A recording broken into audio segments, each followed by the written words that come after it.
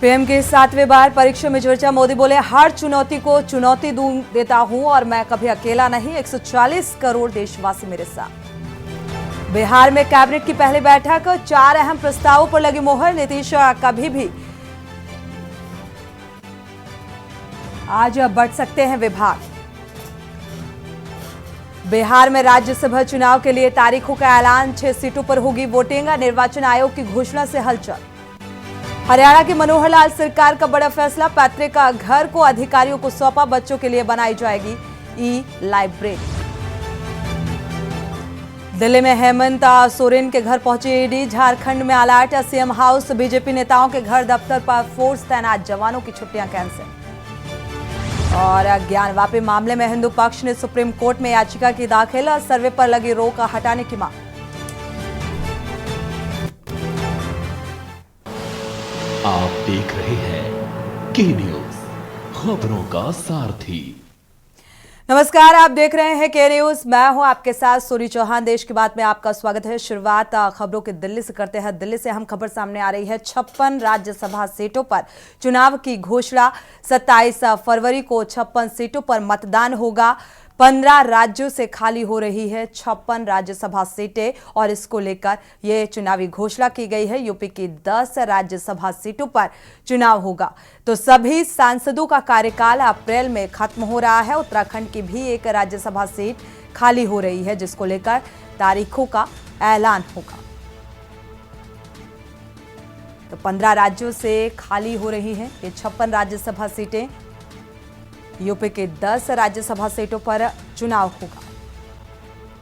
तो इसमें 10 राज्यसभा सीटें इसमें शामिल हैं, यूपी की भी।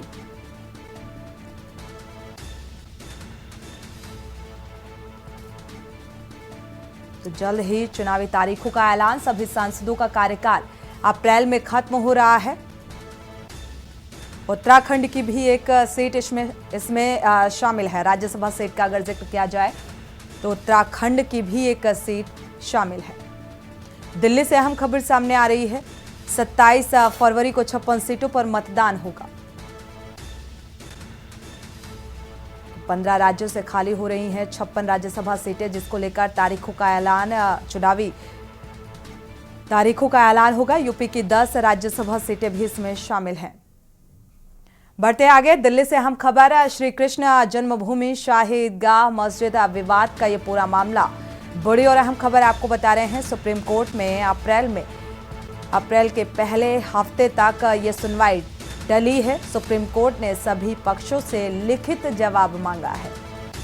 तो इलाहाबाद हाई कोर्ट के फैसले पर रोक जारी रहेगी और हाई कोर्ट ने कोर्ट कमिश्नर नियुक्ति का आदेश दिया था।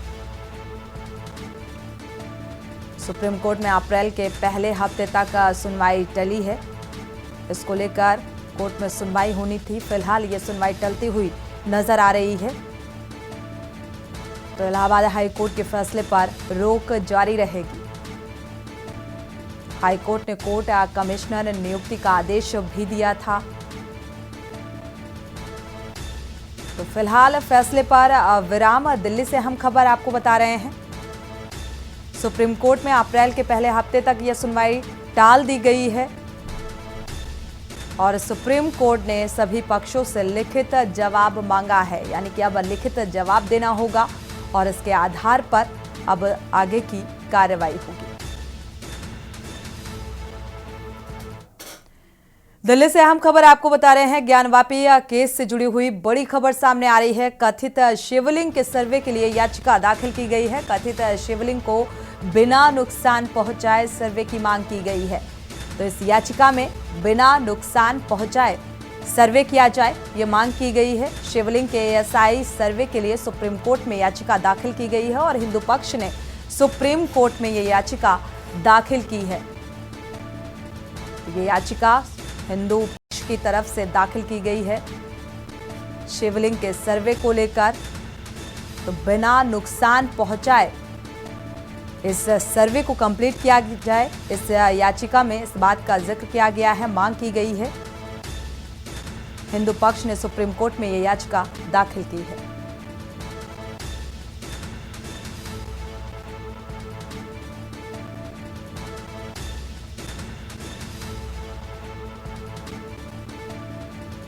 तो लगातार सर्वे को लेकर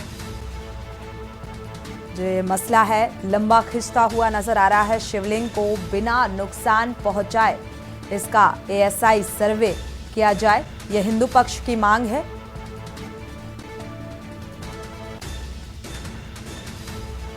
तो कथित शिवलिंग के सर्वे को लेकर हिंदू पक्ष ने यह याचिका दाखिल की है।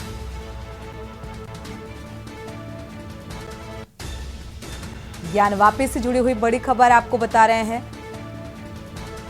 तो फिलहाल इसको लेकर इस याचिका में क्या कुछ फैसला निकलकर सामने आएगा कोर्ट का, यह देखना होगा। हिंदू पक्ष की तरफ से यह याचिका दाखिल की गई है सुप्रीम कोर्ट में कि बिना किसी नुकसान के एएसआई सर्वे पूरा किया जाए।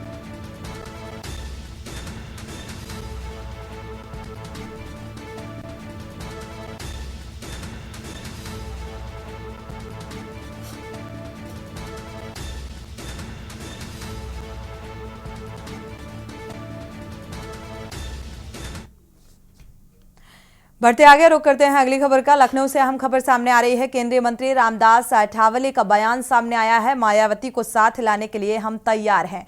अठावले का ये बयान राजनीति में कब क्या हो जाए कुछ कहा नहीं जा सकता। एक और बयान अठावले का निकलकर सामने आ रहा है। मायावती को हम राष्ट्रीय अध्यक्ष बनाने को तैयार हैं। अठावले का यह बयान विपक्ष लगातार कह रहा है बीजेपी संविधान बदलेगी। अठावले ने इस बात का भी जिक्र किया अपने बयान में, संविधान बदलने की ताकत किसी में नहीं है। तो नीतीश के बीजेपी में आने से विपक्ष को एक बड़ा झटका लगा है। अठावले ने अपने बयान में इन अहम बातों को शामिल किया और मुझे विश्वास था कि नीतीश कुमार साथ आएंगे। नीतीश कुमार को आने जाने की आदत है। तो रामदास अठावले का यह बयान। कसमंडा हाउस में नया प्रदेश कार्यालय खोल रहे हैं। अठावले का ये बयान निकलकर सामने आया है।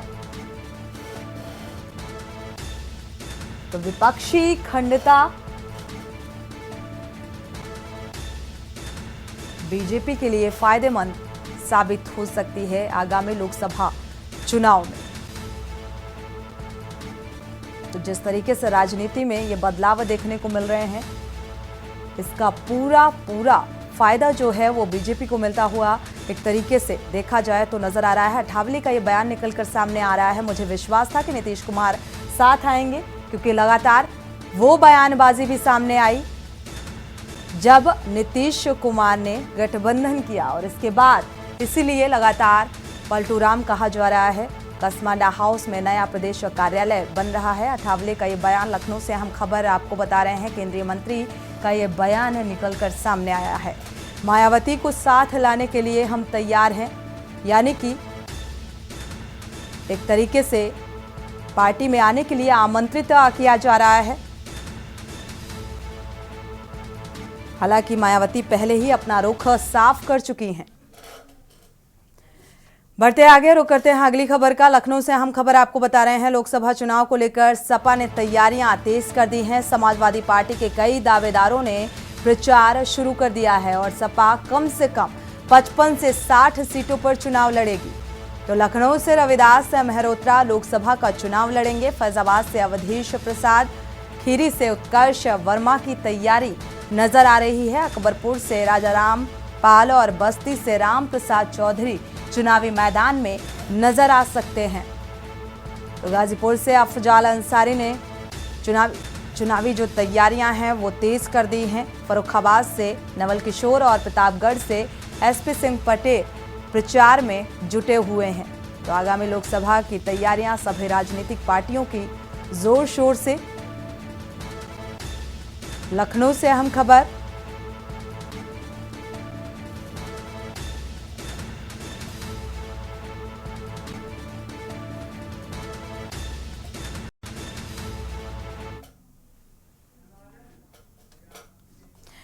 बढ़ते आगे लखनऊ से अहम खबर आपको बता दें। अयोध्या के लिए चलाई गई Aastha special train Charbagh railway station पहुंची। आस्था स्पेशल ये ट्रेन और राजस्थान से भगत की कोठी से भक्तों को लेकर ये पहुंचेगी। करीब 1500 से अधिक भक्तों को परिवार समेत लेकर पहुंचेगी ये ट्रेन। भारत सरकार ने अयोध्या के लिए इसकी शुरुआत की है। जो श्रद्धालु हैं वो इस ट्रेन में सफ़र कर सकते हैं और रामलला के दर्शन के लिए आसानी से अपना जो रास्ता है, जो सफ़र है, उसे पूरा कर सकते हैं। 14 स्पेशल जो ट्रेनें हैं वो 12 फरवरी तक राम भक्तों को दर्शन कराएंगी और ट्रेनों में खाने पीने की के साथ ही अन्य व्यवस्थाएं भी की गई हैं। और जो चारबाग है, चारबाग पहुंचे आस्था से राम भक्तों में खासा उत्साह भी देखने को मिला। राम भक्तों ने श्री राम के नारे भी लगाए। तो मोदी की तारीफ के साथ राम भक्तों ने पीएम मोदी और रेलवे का आभार भी जताया है, क्योंकि ये सफर जो है श्रद्धालुओं का वो आसान बनाने की एक कोशिश भारत सरकार के जम्मू, हरिद्वार, दिल्ली, पंजाब सहित कई राज्यों के लिए ये ट्रेनें जीआरपी इंस्पेक्टर संजय खरवार सहित उनकी टीम लगातार मौजूद रहेगी।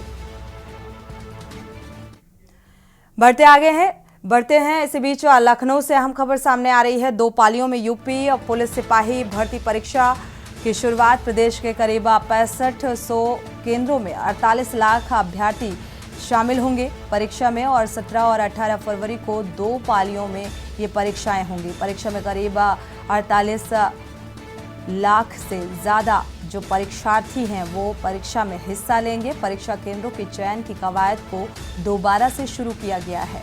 परीक्षा केंद्र चयनित करने में लगातार मंथन भी किया जा रहा है। सोशल मीडिया में भी ये पैनी नज़र रखी जा रही है ताकि अभ्यर्थी और जालसाजों का शिकार ना बने। तो नकल विहीन परीक्षा कराने को लेकर पूरी तैयारियां की जा रही हैं। लखनऊ से अहम खबर आपको बता रहे हैं। 2 पालियों में यूपी पुलिस सिपाही की ये भर्ती। प्रदेश के करीब 6500 केंद्रों में 48 लाख अभ्यर्थी शामिल होंगे जो परीक्षा देंगे। 17 और 18 फरवरी को 2 पालियों में ये परीक्षा संपन्न होगी। तो परीक्षा में करीब 48.17 लाख अभ्यर्थी भाग लेंगे। परीक्षा केंद्रों के चयन की कवायद को दोबारा से शुरू किया गया है।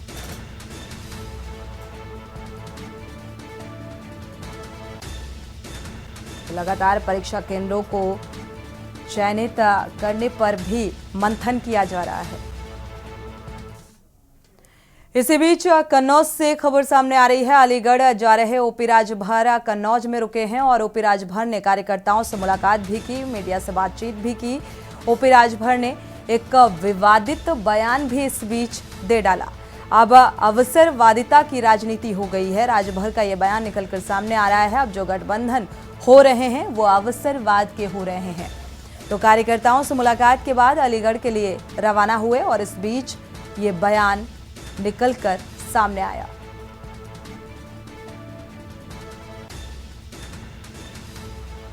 तो राजनीति को अवसरवादिता बताया है ओपी राजभर का ये बयान।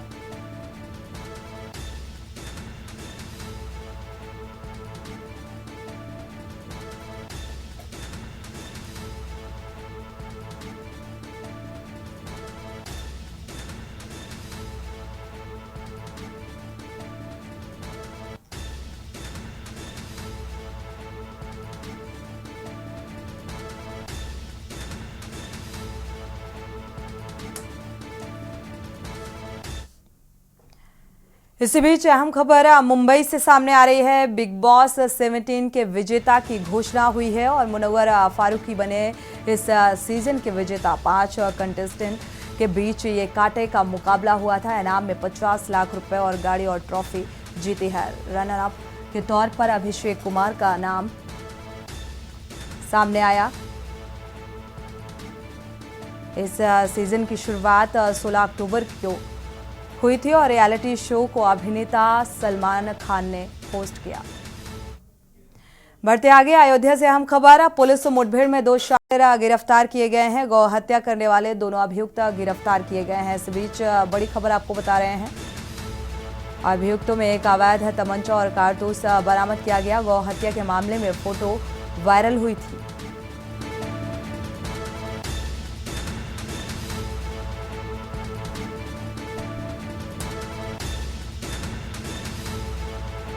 अयोध्या से अहम खबर सामने आ रही है। पुलिस मुठभेड़ में 2 शातिर गिरफ्तार हुए हैं।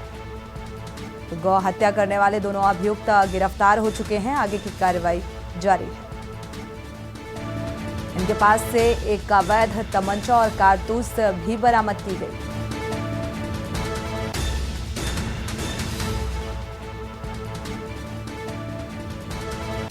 अयोध्या से अहम खबर।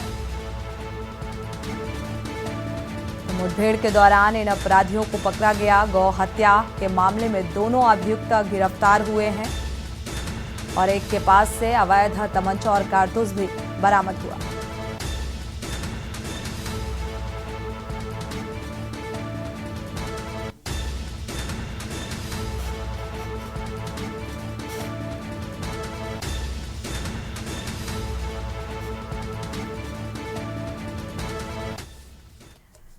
बढ़ते आगे, ग्रेटर नोएडा से अहम खबर सामने आ रही है। आम्रपाली और लेजर पार्क सोसाइटी के एओए की दबंगई का मामला सामने आ रहा है। करीब आधा दर्जन गार्ड्स और बाउंसर्स रेजिडेंट्स को यहां पर जमकर पीट दिया। गार्ड्स ने लाठी और डंडों से जमकर पिटाई की। मेंटेनेंस को लेकर ये पूरा विवाद हुआ और इसी को लेकर आरोप लगे। अवैध मेंटेनेंस का विरोध किया तो लगातार जो गार्ड्स हैं और बाउंसर्स के बीच मारपीट का ये पूरा मामला सामने आ रहा है।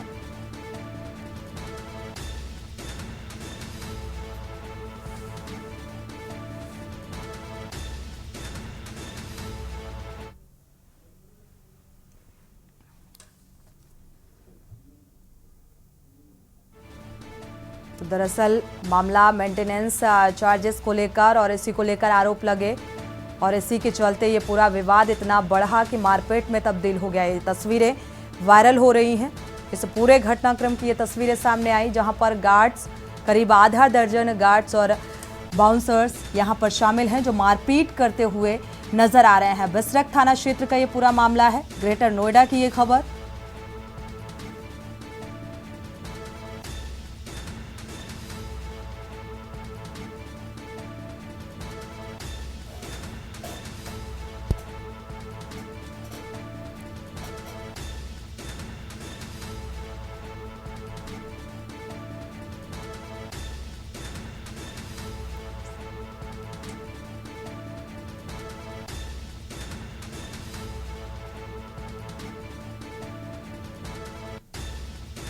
ग्रेटर नोएडा से ये खबर सामने आ रही है जहां पर करीब आधा दर्जन गार्ड्स और बाउंसर्स के बीच ये मारपीट हुई है। मेंटेनेंस को लेकर आरोप लगे और ये आरोप विवाद में तब्दील हो गए और मारपीट बढ़ गई।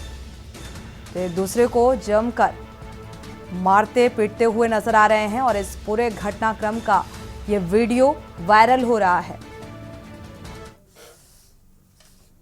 महोबा से अहम खबर आपको बता दें, बेखौफ बदमाशों का व्यापारियों में खौफ देखा जा रहा है। 3 दिन पूर्व व्यापारी की हत्या हुई थी और अब दूसरे व्यापारी से रंगदारी मांगी गई है। एक और व्यापारी से फोन पर रंगदारी मांगी गई। सर्राफा व्यापारी की हत्या और लूट का अभी तक खुलासा नहीं हुआ है। बिल्डिंग मटेरियल और व्यापारी को जान से मारने की धमकी मिली है।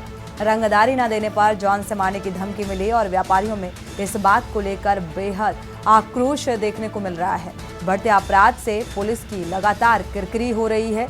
जो अपराधों पर और अपराधियों पर अंकुश नहीं लग पा रहा है। पनवाड़ी थाना कस्बा क्षेत्र का ये पूरा मामला सामने आ रहा है।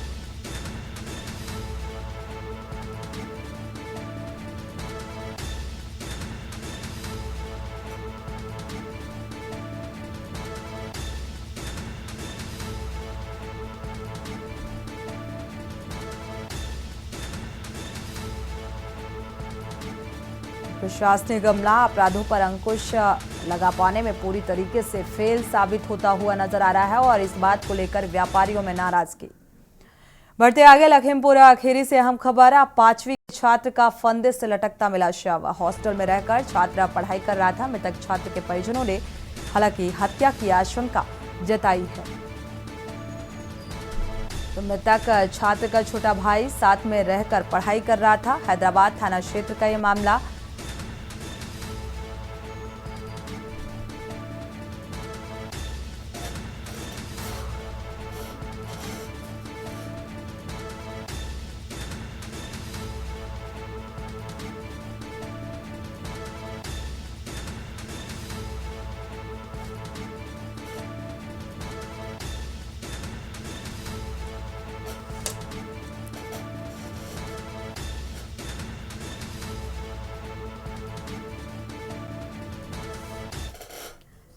बढ़ते आगे, हमीरपुर से आपको खबर बता दें, पत्नी ने दांतों से काटा पति का प्राइवेट पार्ट। इस वक्त की अहम खबर ये सामने आ रही है। हमीरपुर से अप्राकृतिक संबंध बनाने से नाराज थी और इसी बात को लेकर ये पूरा घटनाक्रम। घायल पति की मां ने अस्पताल में हालांकि उसको भर्ती कराया है। गंभीर हालत में पति को कानपुर रेफर किया गया। परेशान थी पत्नी और डॉक्टर से आप बीती बताई। हालांकि टिकरौली की ये घटना टिकरौली गांव की बताई जा रही है।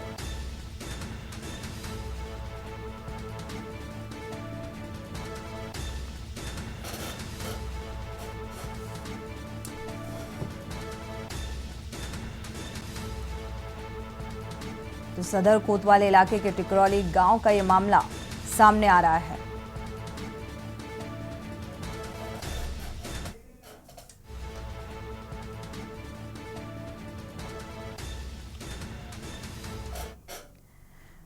बढ़ते आगे, रुक करते हैं मुंबई का, जहां के न्यूज चैनल द्वारा भक्ति वेदांता के खिलाफ दिखाई गई खबर का असर स्कूल मैनेजमेंट ने इस्कॉन मंदिर में बुलाकर एक्सक्लूसिव इंटरव्यू में गलतियां कबूल की है और आरटीआई कार्यकर्ता नितिन दलवी द्वारा इस्कॉन मंदिर द्वारा संचालित स्कूल भक्ति वेदांता के खिलाफ जन सूचना अधिकारी की तरफ से ब्रह्मा मुंबई महानगर पालिका शिक्षा अधिकारी द्वारा दी गई जानकारी से प्राप्त सूचना के अनुसार स्कूल में गैर व्यवहार हुआ है और स्कूल 2016 से 2022 तक बिना किसी आरटीआई मान्यता के संचालित हो रहा था।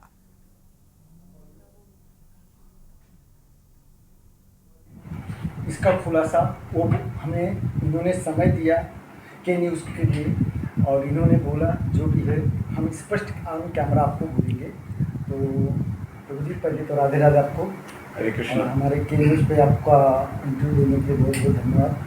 तो मेरा पहला प्रश्न ये था कि उन्होंने जो आरोप लगाया 2016 से 2022 तक आपका आरटीई मान्यता नहीं था, उसके बारे में आप क्या कहेंगे? उन्होंने कहा कि हमारे पास एनओसी नहीं था, लेकिन this is not a full information. ऐसा है कि वैसे तो अपना जो परमिशन था एनओसी पहले से ही, मतलब स्कूल अभी 25 साल से चल रहा है। बीच में 2019 में हमने एप्लीकेशन किया था, वो रिन्यूअल हर 3 साल रिन्यूअल होता है, तो उसका रिन्यूअल तुरंत आया नहीं। तो 2021 या 22 में कोविड के कारण थोड़ा लेट हो गया, तो दोबारा एप्लीकेशन किया तो उन लोगों ने पूरा फुल दे दिया, मतलब 2016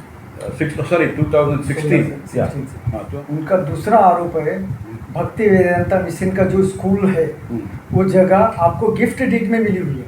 हाँ। लेकिन आपने ऑडिट में दिखाया है उसको हम 9 लाख रुपया रेंट दे रहे हैं, उसके बारे में आपका क्या कहना है? ये स्कूल जो है, ये प्रॉपर्टी जो है अपना इस्कॉन मेन ट्रस्ट का प्रॉपर्टी है जी। और स्कूल भी पार्ट ऑफ इस्कॉन है। So we are showing this rent more like a small amount school is paying to the temple, क्योंकि टेम्पल वो प्रॉपर्टी टैक्स वगैरह टेम्पल देता है, वो लैंड का प्रॉपर्टी टैक्स और थोड़ा बहुत सारा मिसलेनियस एक्सपेंसेस होते हैं। साथ साथ में टेम्पल ने वो 30-35 करोड़ इन्वेस्ट किया है, तो एक राउंड फिगर करके वो 9 लाख आता है, बस उतना ही। ऐसा नहीं कि हर महीना आप 9 लाख रुपया दे रहे, ऐसा ऑडिट में दिखाया गया है। हाँ। लेकिन जगह आपका वो खुद का है, तो आपको रेंट ऐसे नहीं दिखाना कि कुछ और करके आप दे सकते थे। टेक्निकली आप कह सकते हैं, we can show it that वे।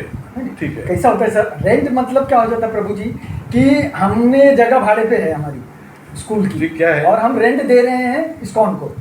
या ISKCON is part of, I mean school is part of ISKCON, पर अब इंटरनल अरेंजमेंट के लिए हमने रेंट के नाम पे दिखा है, तो ठीक है, वो हम बदल सकते हैं अगर जरूरत पड़े तो। तो ये जो है चैरिटी कमिश्नर में वो लेटर आया था, हमने एक्सप्लेनेशन दे दिया है और वो बात उधर चल रहा है। ऐसा नहीं कोई केस हो गया, आज एक्सप्लेनेशन वी गिवन इट। हमने आज प्रभु जी ने हमें समय दिया, उन्होंने अपना जो खुलासा किया, अब हम दोनों का विचार देखने के बाद, नितिन दलवी का भी हम यहाँ से अब उनका देखेंगे बाइट लेने के बाद, बाकी क्या होता है ये तो कोर्ट फैसला करेगा। मैं कैमरामैन दिलीप जायसवाल, प्रकाश मौर्य के साथ चंद्रभान मौर्य, के न्यूज़ के लिए। रुक करते हैं अगली खबर का। हरियाणा से अहम खबर सामने आ रही है। प्रधानमंत्री नरेंद्र मोदी का परीक्षा पर चर्चा कार्यक्रम आयोजित हुआ आज 7वां संस्करण। हरियाणा के सीएम मनोहर लाल ने कार्यक्रम को देखा और 7वें एडिशन में छात्र छात्राओं से चर्चा और साथ ही छात्र छात्राओं को परीक्षा पास करने के भी टिप्स दिए गए। इस कार्यक्रम के जरिए युवाओं को दबाव मुक्त और मार्गदर्शन कार्यक्रम का लक्ष्य रखा गया था और मोटिवेट किया गया इस कार्यक्रम के जरिए।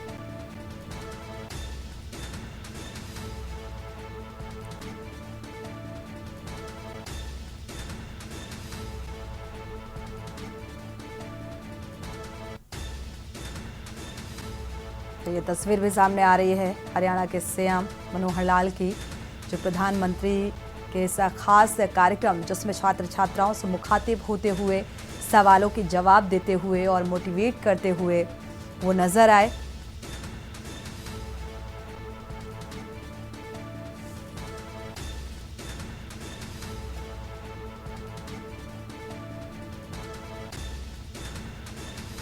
तो किस तरीके से इस कार्यक्रम के जरिए टिप्स दिए कि कितना निर्णायक होना जरूरी हो जाता है एक छात्र को अपने जीवन में। बढ़ते आगे, मुख्यमंत्री मनोहर लाल पहुंचे अपने गांव बनियानी और बनियानी गांव में विकास कार्यों का जायजा लिया। आधारभूत विकास कार्यों का यहां पर जायजा लिया। सीएम ने गांव और समाज के नाम बनियानी का पैतृक घर किया है। सीएम के पैतृक घर में बनेगी गांव के बच्चों के लिए ई लाइब्रेरी। तो अपना स्वयं का और परिवार के घर में ये लाइब्रेरी बनाई जाएगी। बच्चों की लाइब्रेरी या सुधारात्मक कार्यों में काम आएगा।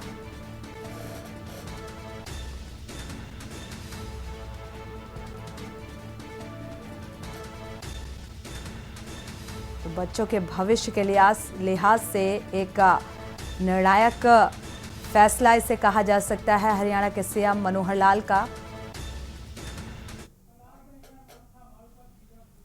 मेरा बहुत सौभाग्य है कि आज मैं अपने गांव में आया हूं और ये गांव मेरे लिए बहुत ही दर्शनीय है। मेरे लिए बहुत एक प्रकार से, क्योंकि मेरा बचपन यहाँ बीता है, मेरी पढ़ाई यहाँ हुई। माता पिता की जो निशानी, वो एक मकान ये जो उन्होंने मुझे मेरे नाम किया था, मुझे लगा है कि ये गांव के काम आना चाहिए। आज मैंने घोषणा की है कि इस मकान के साथ हमारे पड़ोस में भी मेरे चाचा जी के बेटे का एक मकान है, वो सब मिला करके और लगभग 200 गज का ये मकान आज मैंने गांव को स्कूल कर दिया है, ताकि गांव के लोग यहाँ आगे आने वाले पीढ़ी के लिए, बच्चों के लिए, नौजवानों के लिए पढ़ाई के नाते से उनकी एक लाइब्रेरी की व्यवस्था हो जाए। ई लाइब्रेरी की स्थापना करेंगे और भी इसका जो उपयोग करेंगे। इसलिए आज इस घोषणा को करते हुए मुझे बहुत प्रसन्नता हुई। वक्त एक छोटे से ब्रेक का, लौटेंगे जल्द। आप देख रहे हैं के न्यूज, खबरों का सारथी। नमस्कार, मैं हूं आपके साथ यशस्वी शुक्ला और देश की बात में बढ़ेंगे आगे। खबर गुरुग्राम से, जहां गुरुग्राम थाना क्षेत्र में युवक को बीच सड़क पर चाकू से गोद कर की गई हत्या। मृतक युवक मूल रूप से बिहार का निवासी है। मौके पर पहुंची पुलिस ने शव को कब्जे में लेकर जांच पड़ताल शुरू की। घायल युवक देर रात सड़क पर तड़पता रहा, लेकिन मौजूद लोगों ने मदद नहीं की। सूचना पर पहुंची पुलिस ने युवक को निजी अस्पताल में भर्ती करवाया।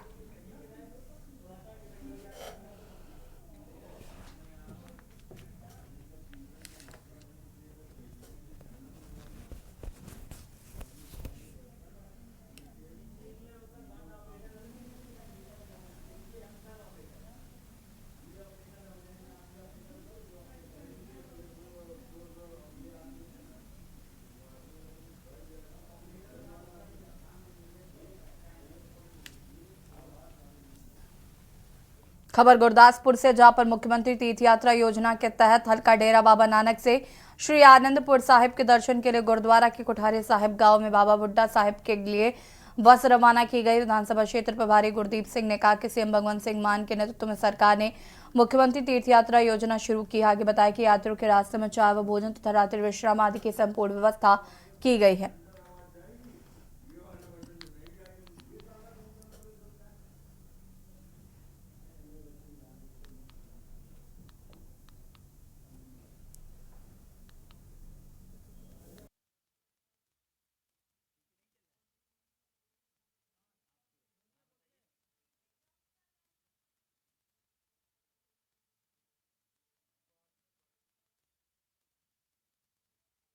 ਪਾਤਸ਼ਾਹ ਮੁੱਖ ਮੰਤਰੀ ਪੰਜਾਬ ਅਤੇ ਆਪ ਜੀ ਦੇ ਸੱਚੇ ਪਾਤਸ਼ਾਹ ਨਗਰ ਸ਼ਾਹਪੁਰ ਜਾਜਨ ਸਰਬੱਤ ਗੁਰਸਿੱਖ ਸੰਗਤਾਂ ਮਿਲ ਕਰਕੇ ਭਾਈ ਸਾਹਿਬ ਭਾਈ ਗੁਰਦੀਪ ਸਿੰਘ ਜੀ ਰੰਧਾਵਾ ਸਰਬੱਤ ਗੁਰਸਿੱਖ ਸੰਗਤਾਂ ਸੱਚੇ ਪਾਤਸ਼ਾਹ ਨਾਲ ਪਿਆਰ ਸਦਕਾ ਉਦਮ ਦੇ ਨਾਲ ਸੱਚੇ ਪਾਤਸ਼ਾਹ ਗੁਰਦੁਆਰਿਆਂ ਗੁਰਧਾਮਾਂ ਦੀ ਯਾਤਰਾ ਵਾਸਤੇ ਗੱਡੀ ਲੈ ਕੇ ਚੱਲੇ ਹਨ। ਸੱਚੇ ਪਾਤਸ਼ਾਹ किरपा करो गुरसिख संगतां दे सिर।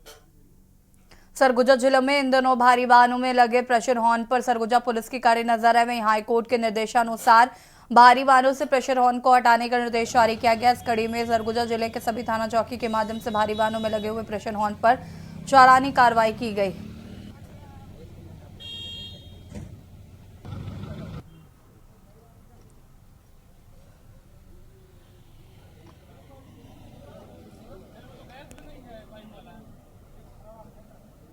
यहाँ वरिष्ठ अधिकारियों महोदयों के आदेश से प्रेशर हार्न का चेकिंग चल रहा है और जितने ट्रक बस हैं उसमें प्रेशर हार्न लगा रहे हैं और उस हार्न से कितना मतलब भद्दा आवाज़ आता है और प्रेशर हार्न लगाना अपराध है।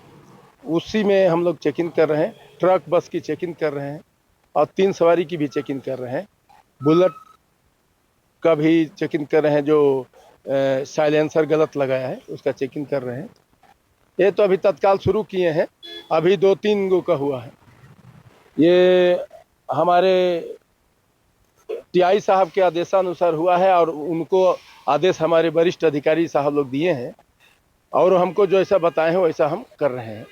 हम मान रहे हैं, मेरे द्वारा बोला गया कि प्रेशर हार्न अब दोबारा नहीं लगाना और निकलवा देना, नहीं तो अब प्रेशर हार्न निकलवा करके ही और फाइन करके छोड़ेंगे बाद में।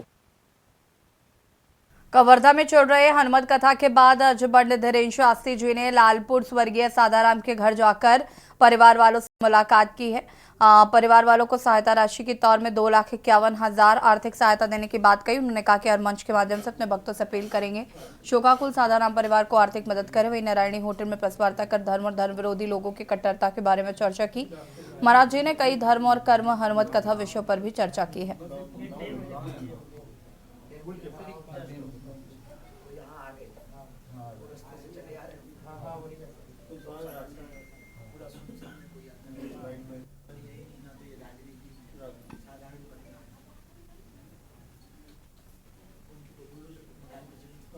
कार्रवाई करवाइए, जो भी जो है धर्मांतरण करे और भोले भाले हिंदुओं को जो बहला कोहला फुसला करके दूसरे मजहब में ले जाए। देखो धर्म सिर्फ एक ही है, सनातन धर्म, बाकी सब मजहब उनके ऊपर कठोर कार्रवाई करें। उन्होंने हमें वचन दिया है और हमें भरोसा है कि देखो 2023 में हम आए थे, अब 2024 में आए, साल बदला, छत्तीसगढ़ का हाल बदला। महाराज जी, पूर्व मुख्यमंत्री हमेशा कहते हैं कि बीजेपी के शासनकाल में धर्मांतरण ज्यादा बढ़ा है। भूपेश बघेल हमेशा बयान देते हैं। भैया हम रहे नहीं है, हम तो मध्य प्रदेश वाले आदमी, ये आपसे बेहतर कोई नहीं बता सकता है। स्वामी जी, शराबबंदी को लेकर भाजपा ने बहुत बड़ा मुद्दा बनाया था, सभाएं हुई थी, लेकिन सरकार बनते ही नई दुकानें बस नहीं खुलेंगी बोल के सरकार उससे पीछे हट गई है और पुरानी दुकानों को सरकार भी चला रही है। शराबबंदी के मुद्दे पर भी चुप है सरकार। अब हमारे सामने तो ये कोई चर्चा नहीं हुई, लेकिन हम आपकी वार्ता को पहुंचाएंगे और छत्तीसगढ़ में शराबबंदी होनी चाहिए। एक शराब कई लोगों का घर परिवार बर्बाद कर देता है, इसलिए हम शराबबंदी के समर्थक हैं। एनडीए के घटक दल आरपीआई के राष्ट्रीय अध्यक्ष व केंद्रीय मंत्री रामदास अठावले लखनऊ पहुंचे। उन्होंने के न्यूज से खास बातचीत की है। उन्होंने कहा कि बीजेपी से आरपीआई को 2024 लोकसभा चुनाव को देखते हुए यूपी में लोकसभा सीट देने की बात केंद्रीय नेतृत्व सीएम योगी से मिलकर करेंगे। उनके साथ कई मुस्लिम आने की बात कर रहे हैं, इससे बीजेपी को भी फायदा होगा। बसपा सुप्रीमो मायावती को आरपीआई के साथ आने की बात कही। हमारे साथ एनडीए घटक दल आरपीआई के राष्ट्रीय केंद्रीय मंत्री रामदास अठावले। इसके पहले हमने कोशिश की थी, लेकिन अभी पहले से हमारी पार्टी का जनाधार बढ़ गया है और अभी कई लोग पार्टी में आ रहे हैं और मुस्लिम लोग मेरे संपर्क में हैं। तो इसीलिए अगर रिपब्लिकन पार्टी को साथ लिया जाता है तो दलित और मुसलमानों का वोट और भी ज़्यादा डाइवर्ट करने के लिए, आज भी दलित और मुसलमानों का वोट कुछ परसेंटेज बीजेपी को मिलता ही है, लेकिन आरपीआई को साथ में लेने से उसमें और भी दुगुना तिगुना बढ़ोतरी हो सकती है और जो कम 1,000, 2,000, 5,000 वोट से हारने वाले जो उनके कैंडिडेट हैं वो कैंडिडेट वहाँ जीत सकते हैं। इसीलिए आरपीआई को साथ में लेना जरूरी है। इसीलिए आज मैं योगी आदित्यनाथ जी का टाइम मांगा है, वो अगर मिलते हैं तो उनके साथ मैं बात करने वाला हूँ। और माननीय अमित शाह जी, जेपी नड्डा जी, BL संतोष जी, उनके साथ भी हम यूपी के बारे में बात करने वाला हूँ। हम लोग कोशिश करेंगे अगर संभव है तो 2-3 सीटें आरपीआई को अगर मिलती है तो उसमें बीजेपी का ज़्यादा फायदा है। आप कह रहे हैं बसपा को साथ आना, लेकिन अब बसपा के फैसले तो उनके भतीजे आकाश आनंद ले रहे हैं, उनसे आपका संपर्क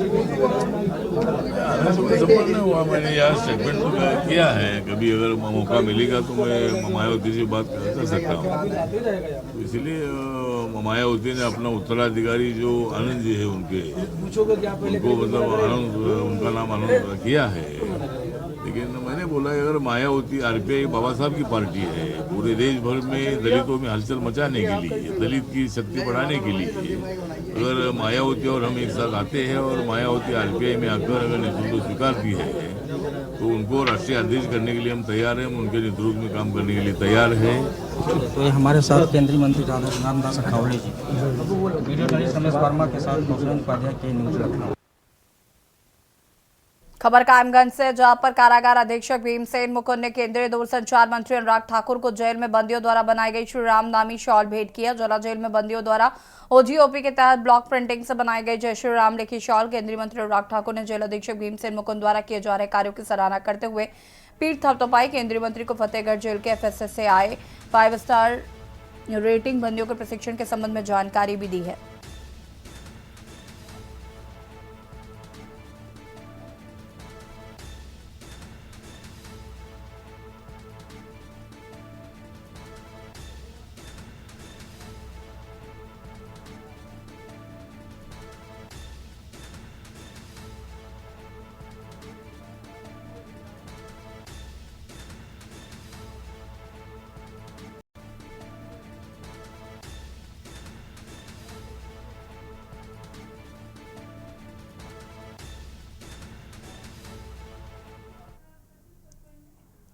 पीलीभीत की बीसलपुर तहसील स्थित पौराणिक कलाबांस देवल मंदिर अब पुरातत्व विभाग के संरक्षित धरोहरों में शुमार किया जाएगा। इस ऐतिहासिक मंदिर को पुरातत्व विभाग की संरक्षण सूची में शामिल होने के बाद पीलीभीत का नाम ऐतिहासिक धरोहरों में एक नई पहचान बनाएगा। वहीं जिले को पर्यटन में भी बढ़ावा मिलेगा। राज्य पुरातत्व विभाग परामर्शदात्री समिति के द्वारा इलाबांस देवल मंदिर को पुरातत्व विभाग के संरक्षण में लेने की संस्तुति दे दी गई है।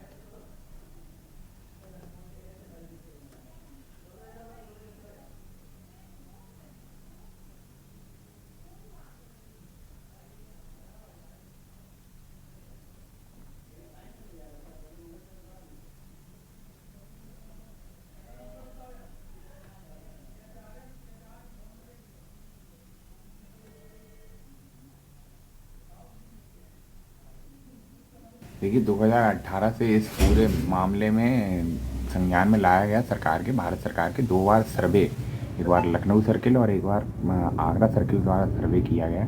सर्किल की रिपोर्ट जो है उसके पक्ष में थी और 10वीं शताब्दी से ये जुड़े जो भी हैं अवशेष, मूर्ति इत्यादि वहाँ पर मौजूद है। शिलालेख पे जो संमत अंकित है वो 1049 है, जो दक्षिण भारत की नागरी शैली में बना हुआ है और छिंदा राजवंश से रिलेटेड है ये। और मुझे ऐसा लगता है कि पीलीभीत, क्योंकि इतिहास के मामले में पीलीभीत का कहीं पे भी इतिहासबद्ध नहीं है, तो ये सबसे प्राचीन धरोहर, अगर हम जनपद की माने तो ये प्राचीन धरोहर है।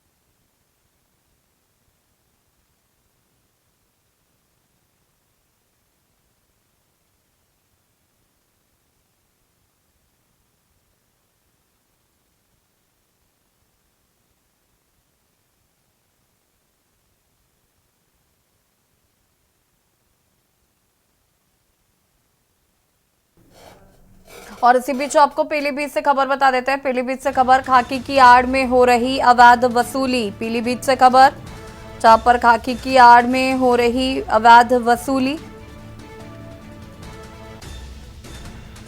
जंगली सुअर मारने में पकड़े गए थे 20 लोग।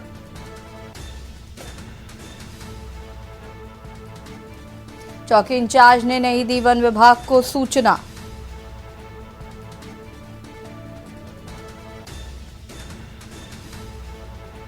जंगली सुअर मारने में पकड़े गए थे 20 लोग।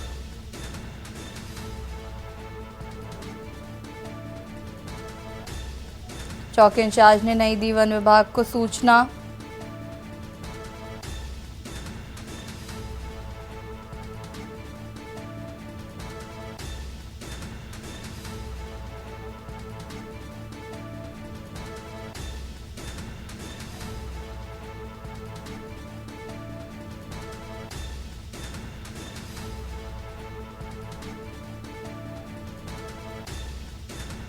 चौकी इंचार्ज ने नहीं दी वन विभाग को सूचना। एक आरोपी कल्लू को रिश्वत लेकर छोड़ा।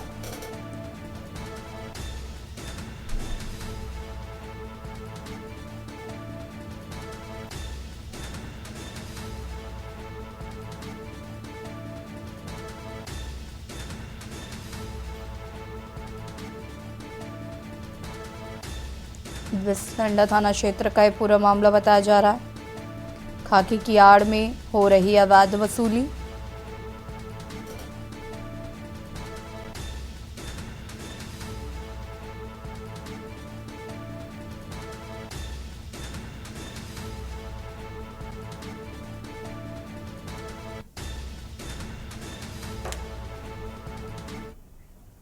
उत्तर भारत में पड़ रही कड़ाके की ठंड ने हवाई यात्रा से लेकर रेल यात्रा तक बस यात्रा सहित निजी वाहनों की रफ्तार पर ब्रेक लगा दी है। लोगों का जीना बेहाल कर दिया है।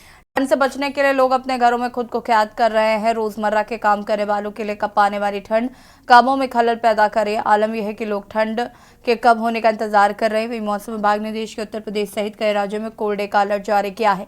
कड़ाके की ठंड से बचने के लिए सूबे की सरकार जिले के हुक्मरान को आदेश दिया कि नुक्कड़ चौराहों पर अलाव की व्यवस्था की जाए। अस्थायी रूप से रैन बसेरा बनाया जाए जिससे लोगों के ठंड से राहत मिल सके।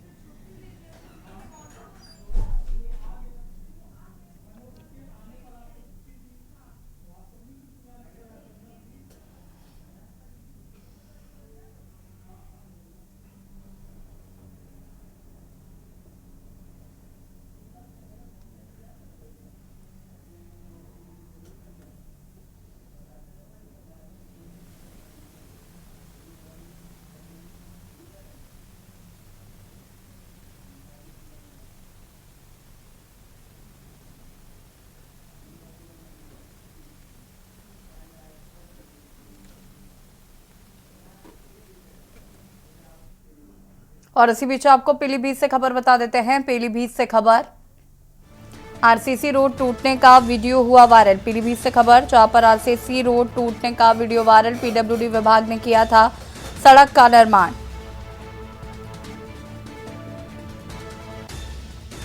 ग्रामीणों का मानक विहीन निर्माण कराने का आरोप। पूरनपुर तहसील के गांव सिकरैन का ये पूरा मामला बताया जा रहा है।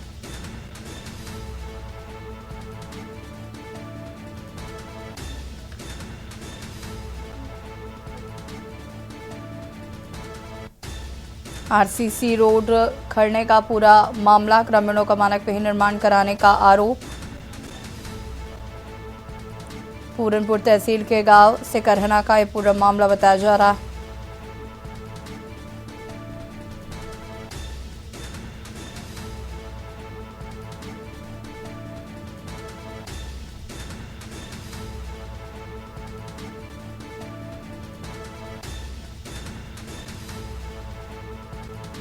पूरनपुर तहसील के गांव सिकरहना का ये पूरा मामला बताया जा रहा है।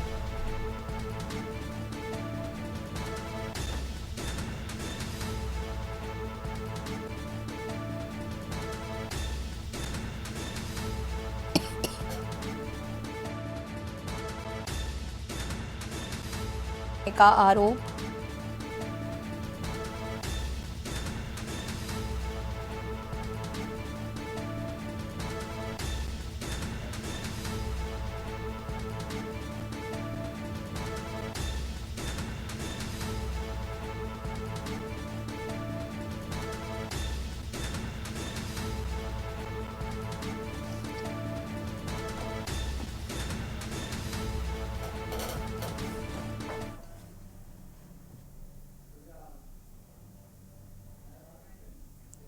और इसी बीच आपको फर्रुखाबाद से खबर बता देते हैं। फर्रुखाबाद से खबर, जहां पर नौकरी के नाम पर ठगी का मामला। फर्रुखाबाद से खबर, दिल्ली पुलिस का आईपीएस बताकर ठगे 1,17,000 रुपए।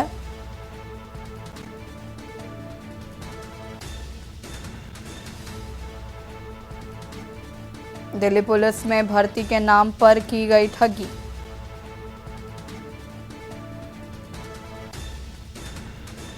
आईपीएस की वर्दी वाली फोटो लगाकर युवक से ठगी का मामला सामने आया है।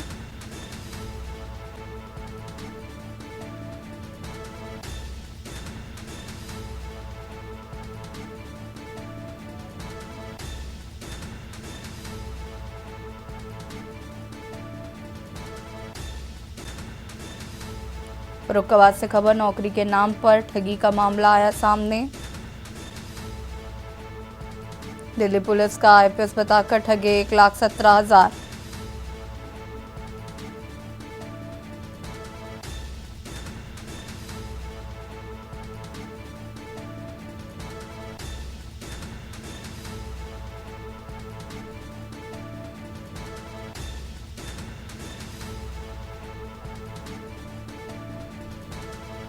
दिल्ली पुलिस में भर्ती के नाम पर की गई ठगी।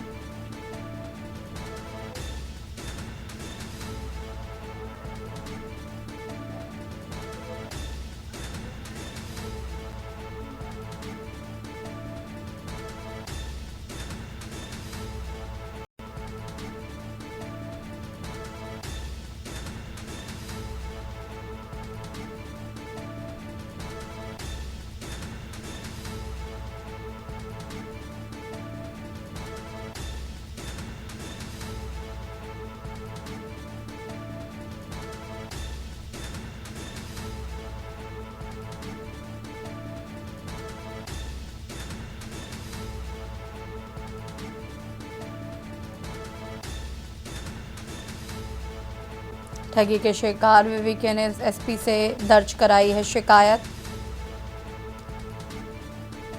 फर्रुखाबाद पुलिस लाइन का ये पूरा मामला।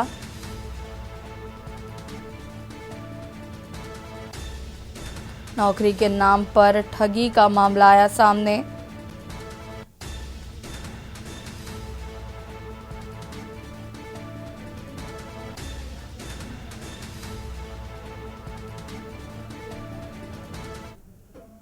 और फर्रुखाबाद से एक और खबर आपको बता देते हैं। फर्रुखाबाद से खबर,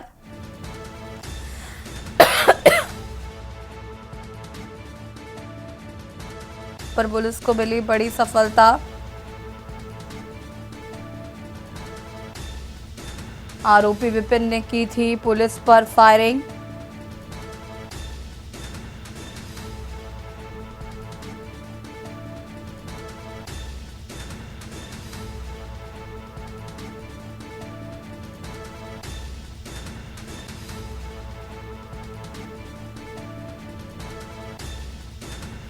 आरोपी विपिन ने की थी पुलिस पर फायरिंग।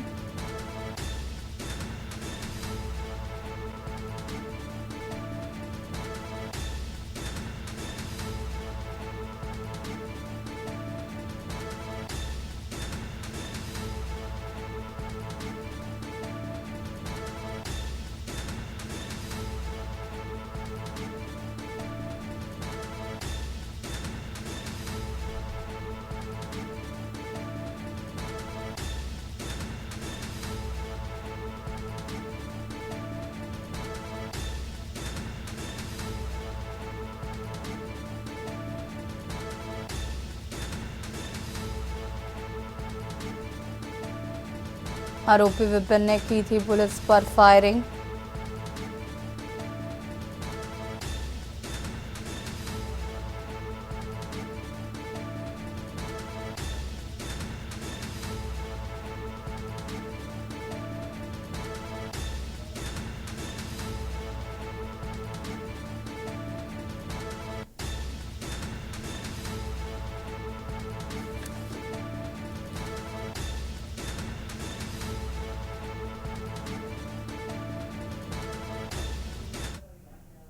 और देश की बात में फिलहाल इतना ही। देखते रहिए के न्यूज़ इंडिया। नमस्कार।